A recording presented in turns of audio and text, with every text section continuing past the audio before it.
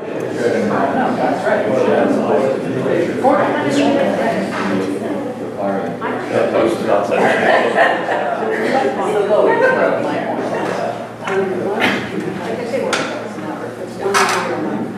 Hello, everybody.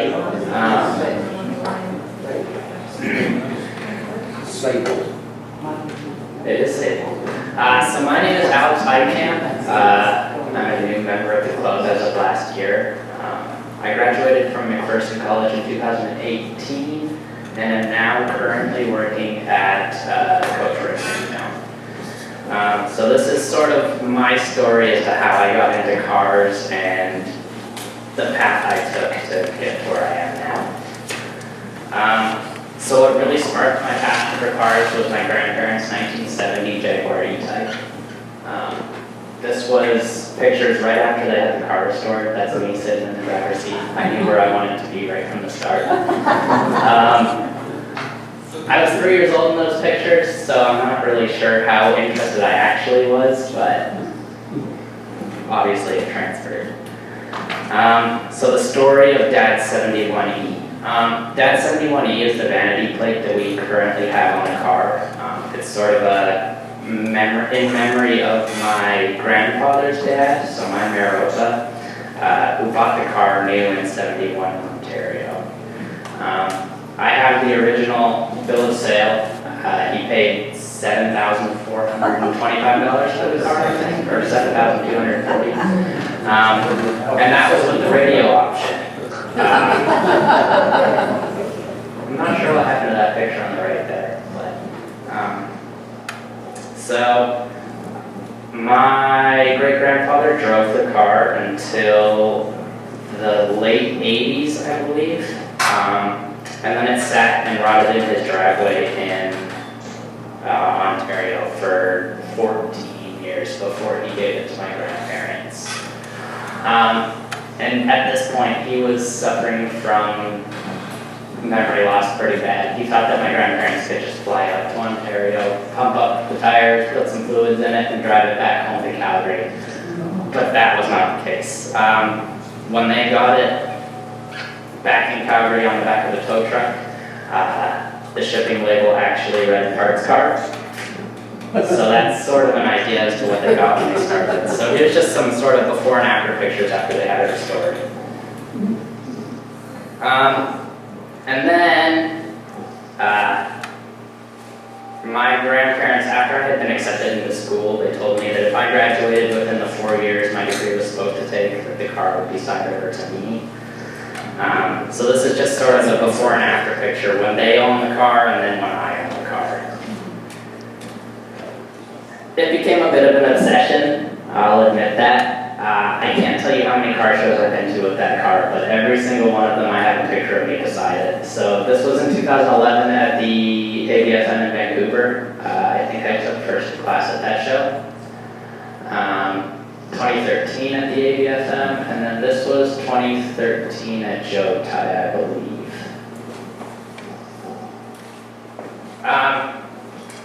With it becoming an obsession, I was at a local car show in Calgary talking to a friend there, and he had mentioned this school, McPherson College. And at the time I had never heard of it. He told me a little bit about the program, but he didn't really know a whole lot. He'd seen it on TV. So as soon as I got home from that car show, I looked up the school. I actually sent in my application the same week, and I was only in grade 12. Grade 11, so this was a year before I even graduated high school. And in 2013 I was accepted, so we got in contact with some of the people down there, and we actually went down during the school's car show and did a little bit of a tour, some of the cars that they have done at the school. So this is actually one that they were working on while I did my trip. The top one was brought to the school by a graduate of the program. And then that far left one was one that was completed in 2013 by some other senior students. So what is McPherson College? They strive to be the center of excellence for students serious about automotive restoration, and when you go there, it really shows. The application process was a little bit difficult.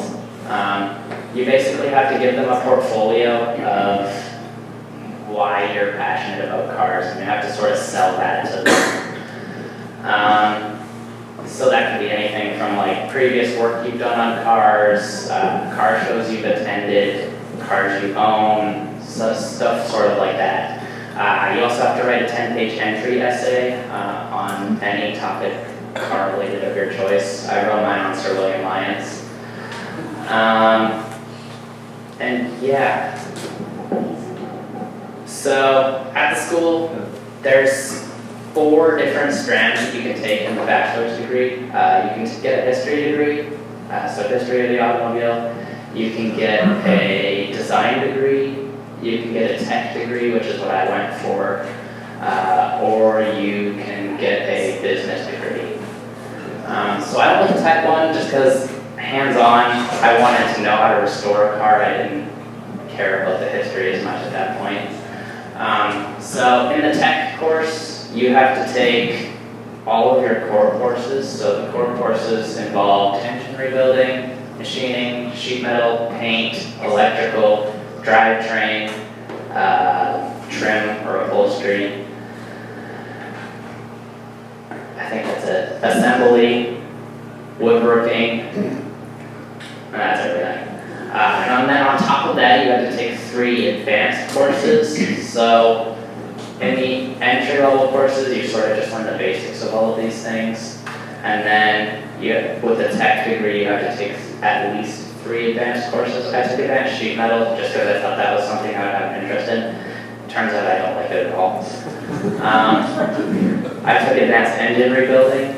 I took advanced electrical. I took advanced drivetrain, and I took advanced paint. And paint is sort of where I've gone with my career, just because it's something that drew me to the cars more than sheet metal or the mechanical aspect of it. But for me, it was more than just an education. It gave me a lot of great opportunities. That middle picture, this guy right here, I got to meet Magnus Walker. He's a big Porsche collector. I met him at Amelia Island, which was actually a trip I got to go on paid by the school. That bottom picture is us at the Gooding Company auction at Amelia Island. And I made friends that I will never forget. The top left picture there is me and a few of my friends who were part of what we call the Model T build team. It was a team put together by a few students. What we did was we took the Model T in the components they would have had on the assembly line and raced to put it together as fast as we could to have a running and driving car. So from everything apart to everything together and having a running and driving car, we managed to do it in just under 6 minutes, which at that time was a school record. It was a school record at that time, which has been beat since I graduated, unfortunately. This is a picture. I got to take my car to school with me my senior year, which was a really fun experience. I got to work on it in my free time when I wasn't in class, which is what most of us did in our free time. Just across the street from the school, we had what we called the sheds. It was basically just a big rental unit that we rented out as students to work on our own projects in our free time, which normally led to going out after class and being out there till 3 or 4 o'clock in the morning to wake up for class at 8 a.m. So that was always fun. And this was my roommate's car right beside me. So we weren't all interested in the typical cars. He was more into off-roading and driving down big mountains for whatever reason. This picture over here is actually in the sheds. We were replacing the quarter panel on my friend Sam's Trans Am. That was a daily driver since his freshman year of high school, and he still drives the thing even though it doesn't have floorboards.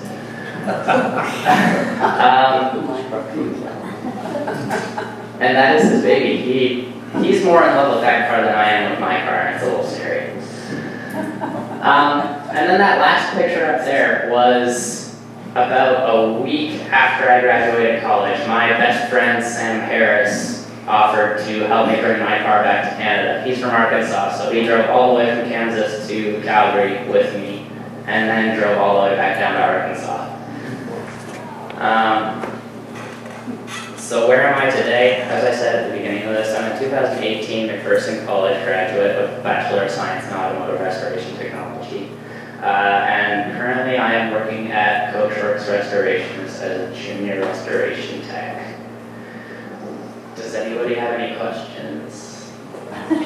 Where is McPherson College? McPherson College is in McPherson, Kansas. It's a very small town in Kansas.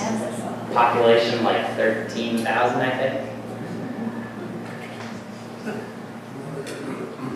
Yes. What does a junior restoration technician do? What do you do every day? What do I do every day? That's a big question. I basically work under the senior guys in the company, so I'm still learning a little bit here and there. So my day-to-day is the same as their day-to-day. It's just technically I can't be a senior restoration tech because I don't have my tickets. Are you doing painting? I haven't painted anything yet. I've been doing a lot of primer work. I don't know how much I can say. I do a lot of body work, primer, yeah, that sort of stuff. They want to get me painting, but I haven't got that far yet. So, what's the career progression for you? You're a junior right now. Is there a time frame that's set out as part of an apprenticeship? And what's your ultimate goal at the end of the process?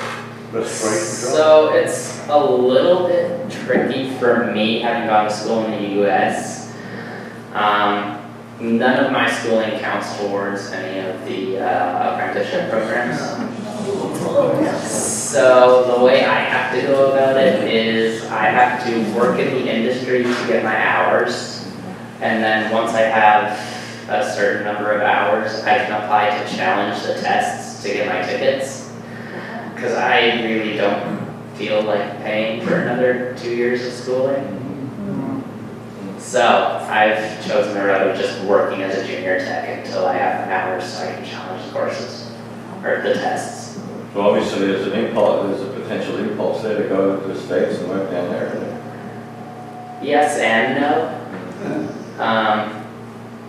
I looked into working down there actually just before I graduated, and it would have been more of a hassle for me to apply for my green card and stuff than to just come back here and work as a junior tech.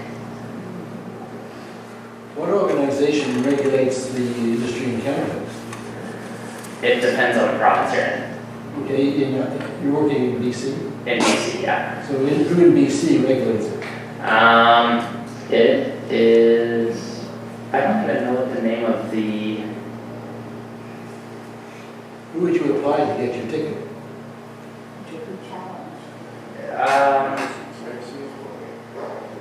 I don't remember what it's called here. May I help? Is it the Red Seal program for promotion? So the Red Seal program is nationwide. So yeah, you can get your Red Seal and then work anywhere in Canada. But there is, based on province, each province you can get your ticket in, and then you don't have to do the entire Red Seal. So do they not give you a red seal because you've got a BSc? You would think, but no. People don't. No. I still have to do the two-day program, unfortunately. May I ask what kind of cars you're working on? Everything. 300 SLs, E-Types, 280 SEs, your typical American like 57 Chevs. We had a Unimog in the shop, that sort of stuff. Rudy let you work on the 300 SLs? Yeah, actually we've done two since I've been there, and I was in on the body work on both of them. Good, there we go. Yeah. Anybody else have any questions? I'd like to make a suggestion. There's lots of English cars come in. Be sure to let your employers know about your advanced electrical degree.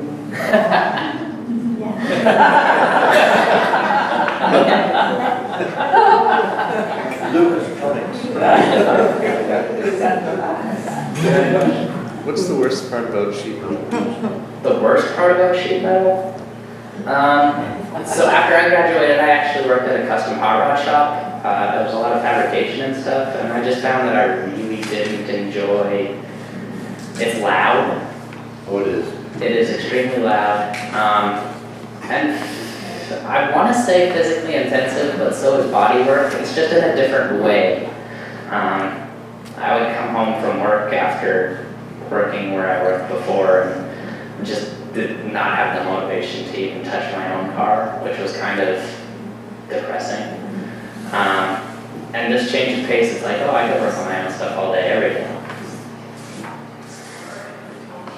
Alex, with the merger of Coachworks and Ludwig's Auto Shop, I mean, you're at the best shop in town, bar none, probably in Western Canada. Yeah. I mean, tell us, how about a fresh grad? You must have really impressed them to come in and become an employee. Just chat a little bit about your engagement with them. How it came to you end up working with. So I had actually been in contact with Tracy Grams, who's part of the management team at Coachworks, before they had done their merger. I contacted her before I had even graduated because I was in the process of looking for work. But after having just graduated, I decided I probably wasn't in the financial situation to move to the island after moving back to Calgary. So Tracy told me to just keep in contact if I ever wanted to come out. So last year when we came out for Jaguar on the island, I actually went into a shop and I talked with Mike, who is management there as well, and gave him my portfolio. My portfolio basically just had some previous work I had done in there. And the conversation went more along the lines of, so what are you looking for? And I said, well, I'd love to work here. And he said, so when can you start? I was like, oh, I need a few weeks. Were they familiar with McPherson College? They had heard of it, but I don't think they really had a true understanding of what it was. When I told Mike that I legitimately had a Bachelor of Science in it, that's when he got really intrigued by what I had done at school, Yeah. I'm just going to mention I was involved with the apprenticeship program at D&D for quite a few years. If you'd like to discuss that later on, I could possibly give you some insight Yeah, that on would what be you nice. could do, I'll say, to challenge some of the exams. Okay. And a whole procedure to go through so that you could fast track your journeyman's red seal. Okay. And the other thing I'd like to also ask too, most of my family's in the United States, and what I'm saying is I'm coming from also an American perspective. Do you find that there's a huge difference in monetary involvement in the United States compared to Canada, or are they about the same for people's interest in the market for automotive restorations and that type of thing? I feel that I don't think it's so much a monetary thing as there's just more interest in the industry down there. You see a lot more collectors out of the United States than you do out of Canada. And I don't know if that's because of availability or anything like that. As far as the monetary thing goes, a lot of cars are sold in the US.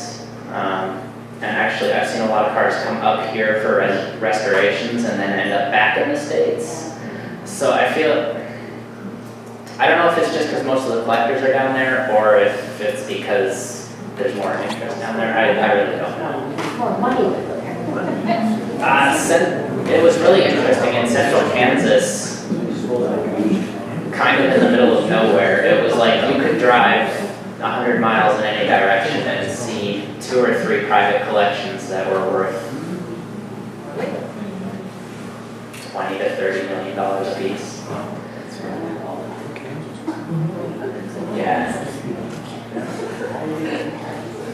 10 times the population.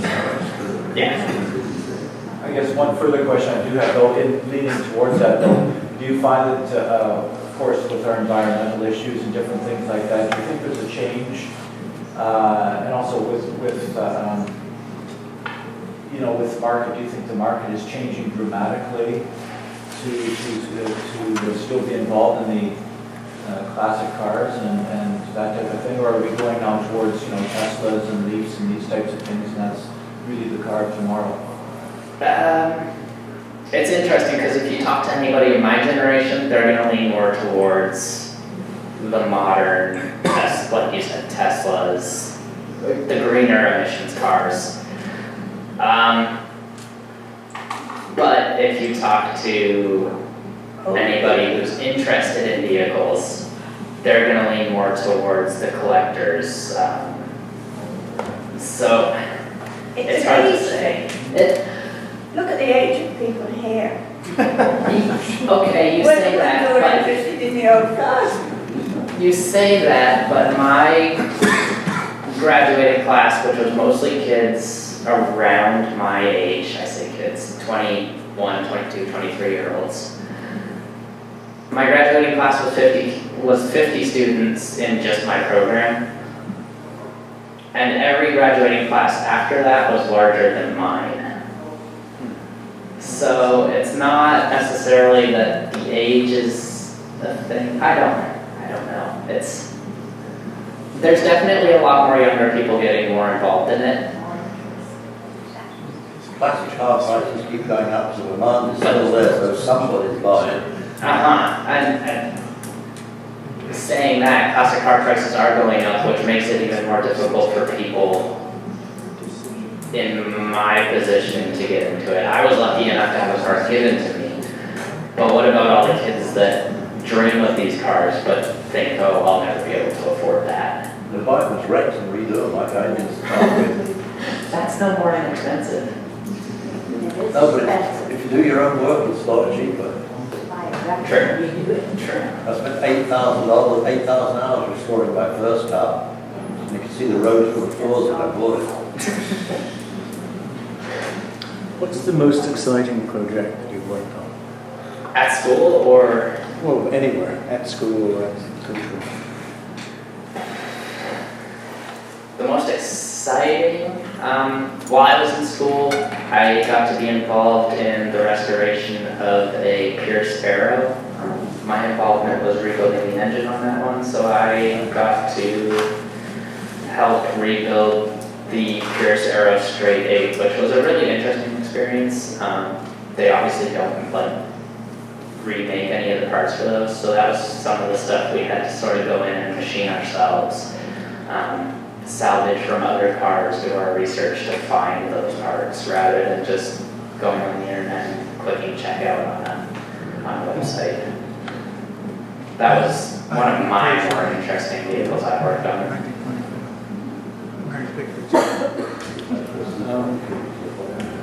Do you see 3D printing as a future for parts that don't exist any longer? Yeah, I do. While I was at school, actually, they had invested in a 3D printer and we're starting to sort of test that out. I didn't get to see a whole lot of it though, because they bought that my senior year and didn't really put it into use until I was almost graduated.